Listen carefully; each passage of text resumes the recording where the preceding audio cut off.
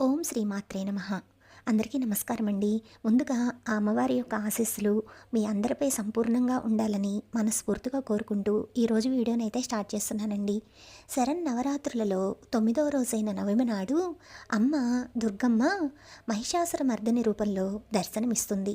అసలు తల్లి దుర్గమ్మ మహిషాసురుని సంహరించి ఇంద్రకీలాద్రిపై వెలియడం వెనుక ఉన్న పురాణ గాథను ఇప్పుడు మనం తెలుసుకుందామండి. కృష్ణా జిల్లా విజయవాడ పట్టణమునందు కృష్ణా తీరమున ఇంద్రకీలాద్రి పర్వతంపై వేయించేసి ఉన్న కనకదుర్గాదేవి గొప్ప మహిమలు గల తల్లి. ప్రతి సంవత్సరం ఆశ్వయుజ మాసంలో శుద్ధ పాడ్యమి మొదలుకొని దశమి వరకు అమ్మ దుర్గమ్మకు నవరాత్రి మహోత్సవాలు అంగరంగ వైభవంగా జరుగుతాయి. ఈ నవరాత్రులలో అమ్మవారిని 9 రోజులు 9 రకాల అవతారమూర్తులుగా అలంకరించి ప్రతి అవతారానికి విశేష పూజలు అర్చనలు జరుపుతారు. దశమి నాడు శ్రీ రాజరాజేశ్వరీదేవిగా కనకదుర్గాదేవిని అలంకరించి అర్చిస్తారు. ఈ 9 రోజులు రోజుకొకరి చొప్పున రాక్షసులను సంహరించి దశమి రోజున శ్రీ రాజరాజేశ్వరీదేవిగా భక్తులకు అమ్మవారు దర్శనమిస్తుంది. ఇక మహిషాసురమర్దిని అవతారం వెనుక ఉన్నటువంటి రహస్యం గురించి ఇప్పుడు మనం తెలుసుకుందామండి. పూర్వకాలంలో ధనువు పుత్రులైన రంభ కరంబులనేవారు సంతానం కోసం ఈశ్వరుని గురించి ఘోర తపస్సు చేశారు.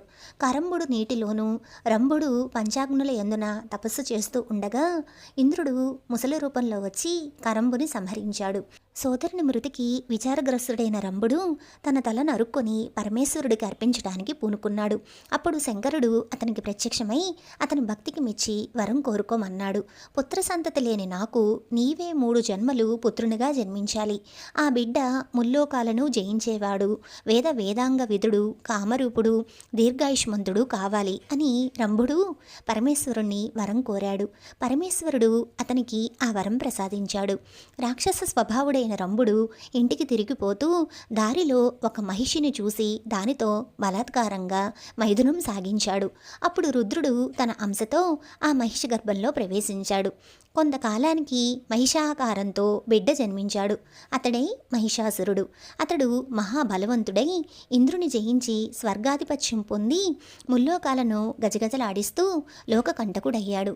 ఒకసారి మహిషాసురుడు కాత్యాయన మహర్షి ఆశ్రమానికి వెళ్ళి అక్కడ స్త్రీరూపం ధరించి మహర్షి శిష్యుని బాధిస్తూ ఉండటంతో మహర్షి ఉగ్రుడై స్త్రీ చేతిలో నీకు మరణం సిద్ధిస్తుంది అని శపించాడు. అయినా ఆ అసురుడు తన దుష్టబుద్ధిని వీడక స్త్రీలని, సాధు పుంగవులని, దేవతలని, ఋషులని బాధిస్తూ వచ్చాడు. అప్పుడు దేవతలంతా కలిసి ఆదిశక్తిని ప్రార్థించారు. ఆ దేవి ఉగ్రచండి అనే పేరిట ఉద్భవించి మహిషాసురుణ్ణి సంహరించింది. మరో జన్మలో మళ్ళీ ఈ మహిషుడు రంభుడు పుత్రుడిగా పుట్టి తన దానవ నైజంతో దేవతలను పీడిస్తూ ఉంటే ఆ దేవతల ప్రార్థనపై ఆదిశక్తి భద్రకాళి రూపంలో అవతరించి మహిషుని మట్టుపెట్టింది.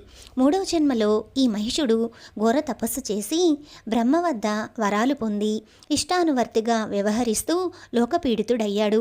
ఆ మహిషునికి ఒకరోజు మహాకాళి తనని వరిసిపట్టి తల నరికి రక్తపానం చేస్తున్నట్లు భయంకరమైన కల వచ్చింది. ఇందుకు భయకంపితుడైన మహిషుడు భద్రకాళిని గూర్చి ఘోర తపస్సు చేశాడు. అప్పుడు దేవి ప్రత్యక్షమైంది. ఇక తనకు జనన మరణాలు లేకుండా వరం ప్రసాదించమని, నీ చేతిలో హతుడైన నాకు నీ యజ్ఞభాగార్హత కలుగజేయవలసిందని మహిషుడు కోరాడు. మహిష, నువ్వు రుద్రాంశ సంబుధుడవు. నాకు వాహనం కావటానికి బ్రహ్మ నిన్ను సృష్టించాడు. ఇక నువ్వు నా వాహనంగా ఉండి నేను నిలిచిన చోట పాదాక్రాంత శరీరుడవై నా సన్నిధిని నిలిచి ఉంటావు అని దేవి పలికింది. ఆ తర్వాత మహిషుడికి మళ్ళీ జగన్మాత మాయ కప్పడంతో మళ్ళీ అసుర చేష్టలకు పూనుకొని దేవతలను మునులను పీడిస్తూ ఉండటంతో దేవతల ప్రార్థనపై మరో శక్తి శ్రీ కనకదుర్గామాతగా వెలసి సపరివారుడైన మహిషాసురుని సంహరించి ఇంద్రకీలాద్రిపై శ్రీ కనకదుర్గాదేవిగా వెలిసింది. ఇంద్రకీలాద్రి చరిత్ర గురించి ఇప్పుడు మనం తెలుసుకుందామండి. కనకదుర్గామాత ఇంద్రకీలాద్రిపై వెలిసి ఉండటానికి ఒక కథ ఉన్నది.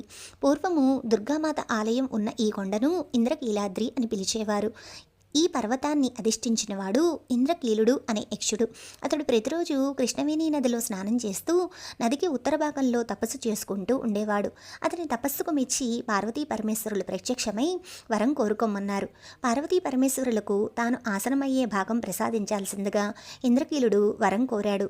తదాస్తు అన్నారు పార్వతీ పరమేశ్వరులు. అతని కోరిక తీర్చడానికి మహిషాసుర సంహారానంతరము కనకదుర్గామాత ఇంద్రకీల పర్వతంపై ఆవిర్భవించింది. ఇక్కడ దుర్గాదేవి 8 చేతుల్లో 8 ఆయుధాలు కలిగి సింహాసనాన్ని అధిష్ఠించి మహిషాసురుణ్ణి శూలంతో పొడుస్తూ ఉన్నట్లు మనకు కనిపిస్తుంది. అరి, శంఖ, కేత, శూల, పాశ, అంకాశ, మౌర్వి, శానకాలనేవి దుర్గాదేవి 8 చేతులతో ధరించే 8 ఆయుధాల పేర్లు. ఈ దేవీమూర్తికి ఎడమ భాగంలో శ్రీచక్రం ప్రతిష్ఠించబడి ఉంటుంది. ఆ శ్రీచక్రానికి పక్కన గణపతి దేవతామూర్తి కొలుపై ఉంటాడు. ఈ కనకదుర్గ అమ్మవారి ఆలయంలో జరిగే పూజలన్నీ శ్రీచక్రానికి జరుగుతాయి. ఇది ఇక్కడ ప్రత్యేకత. ఇక ఇంద్రకీలాద్రిపై వెలిసి ఉన్నటువంటి దుర్గాకుండం గురించి తెలుసుకుందామండి. ఈ దుర్గాదేవి ఆలయానికి పశ్చిమాన చిన్న కుండము ఉంటుంది. దీన్ని దుర్గాకుండం అని పిలుస్తారు. దీని మధ్యలో చిన్న కుండ ఉన్నది. ఏనాడు కూడా ఈ కుండ ఎండటము అనేది ఉండదు. దీని లోపల వరుణ యంత్రం ప్రతిష్ఠించబడిందని అంటారు. ఈ దుర్గాకుండం మహత్యం గురించి అగస్తుల వారు శ్రీరామచంద్రమూర్తికి తెలిపిన పురాణ గాథ ఇది. దుర్గాదేవి ఆలయానికి నైరుతి కోణంలో ఈశ్వరుని చేత ఈ దుర్గాకుండం నిర్మించబడిందని గంగ, బ్రహ్మపుత్ర, శ్వేతభద్ర, సరస్వతి, యమున, తపస్స, విపాత ఇలా మొత్తం 51 రకాల నదులు ఈ కుండంలో స్వీయ ప్రవేశం చేశాయని తెలియజేశారు. అందుచేత ఈ దుర్గాకుండంలో స్నానం చేసిన వారికి సమస్త నదులలో స్నానం చేసిన పుణ్యంతో పాటు వారు కోరిన కోరికలన్నీ నెరవేరుతాయని, పవిత్ర శివ సాన్నిధ్యం లభిస్తుందని పురాణగాథ ప్రకారం తెలియవస్తుంది. దక్షిణ యజ్ఞశాలలో పార్వతీదేవి యోగాగ్నిలో దూకి శరీరత్యాగం చేయగా పరమశివుడు వివసుడై ఆ దేవి కళేబరాన్ని భుజం మీద ఎత్తుకొని సంచారం చేస్తూ ఉండగా మహావిష్ణువు తన ఆయుధంతో ఆ కళేబరాన్ని ఖండాలు చేశాడని, ఆ ఖండాలు 51 అని, అవి పలు స్థానాల్లో పడ్డాయని, అవన్నీ శక్తి పీఠాలు అని, వాటిలో 18 ముఖ్యమైనవి కాగా మిగిలిన శక్తి పీఠాలలో విజయవాడ ఒకటి అని చెబుతారు. 10వ శతాబ్దంలో పశ్చిమ చాళుక్య రాజైన త్రిభువనమల్లు ఈ ప్రాంతాన్ని పరిపాలించాడని చరిత్ర తెలియజేస్తుంది. యుద్ధమల్లుని బెజవాడ శాసనం చాలా ప్రాచీనమైనది. క్రీస్తు శకం 927 మొదలు 934 వరకు ఇతడు రాజ్యపాలన చేశాడు. కృష్ణానదీ తీరంలో విజయవాడలో ఇంద్రకీలాద్రి పర్వతంపై వేంచేసి ఉన్న శ్రీ కనకదుర్గాదేవి స్వయంభువు. ఈ ఆలయంలో శ్రీచక్రం ఉన్నది. శ్రీచక్రానికి అగస్తుల వారు తమ తప ఫలాన్ని దారపోశారని, ఆదిశంకరులు విచ్చేసి శ్రీచక్రంలోని రౌద్రబీజాలు తొలగించిన పిదప దుర్గామాత శాంతమూర్తి అయ్యి తనను దర్శించే భక్తుల అభీష్టాలు నెరవేరుస్తుందని చెబుతారు. పరమ పవిత్రమైన ఈ ఇంద్రకీలాద్రి మీద బ్రహ్మాది దేవతలందరి కోరిక మీద దుర్గాదేవి మహిషాసుర మర్దిని రూపంలో అవతరించింది. కనుక ప్రభలతో వెలుగొందుతున్న ఆ దేవి కాలక్రమంలో కనకదుర్గగా కీర్తించబడింది. అలాంటి ఇంద్రకీలాద్రి మీద పరమేశ్వరుని కూడా కొలువుండేలా చేయాలనే సత్సంకల్పంతో బ్రహ్మదేవుడు పరమనిష్టతో శతాశ్వమేధ యాగాన్ని చేయగా అతని భక్తి శ్రద్ధలకు మెచ్చిన పరమేశ్వరుడు జ్యోతిర్లింగ స్వరూపంలో ఆ చతుర్ముఖునికి దర్శనమిచ్చాడు. ఇలా ఇంద్రకీలాద్రి మీద దివ్య జ్యోతిర్లింగ స్వరూపుడై నిలిచిన పరమేశ్వరుణ్ణి బ్రహ్మదేవుడు మల్లికా పుష్పాలతో భక్తిగా అర్పించాడు. అలా భక్తిగా తనని అర్చించిన బ్రహ్మదేవుడు భక్తి శ్రద్ధలకు సంతోషించిన పరమేశ్వరుడు ఆయనకు బ్రహ్మలోకాన్ని ప్రసాదించాడు. ఆ విధంగా బ్రహ్మదేవుడి చేత ప్రథమంగా మల్లికార్జున అంటే మల్లిక పుష్పాలతో అర్చించబడిన కారణంగా ఆ స్వామికి మల్లికార్జునుడు అనే పేరు వచ్చింది.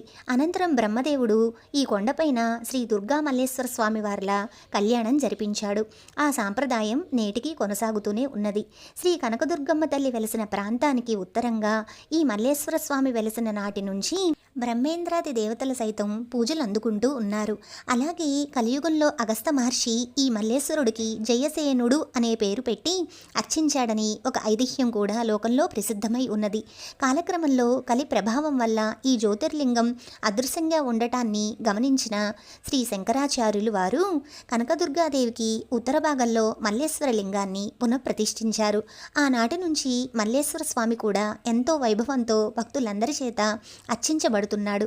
అయితే ఈ మల్లేశ్వర స్వామికి దక్షిణంగా శ్రీ కనకదుర్గ అమ్మవారు కొలువు ఉన్న కారణంగా శ్రీ కనకదుర్గ క్షేత్రంగా లోకంలో ఇది ప్రసిద్ధి చెందింది.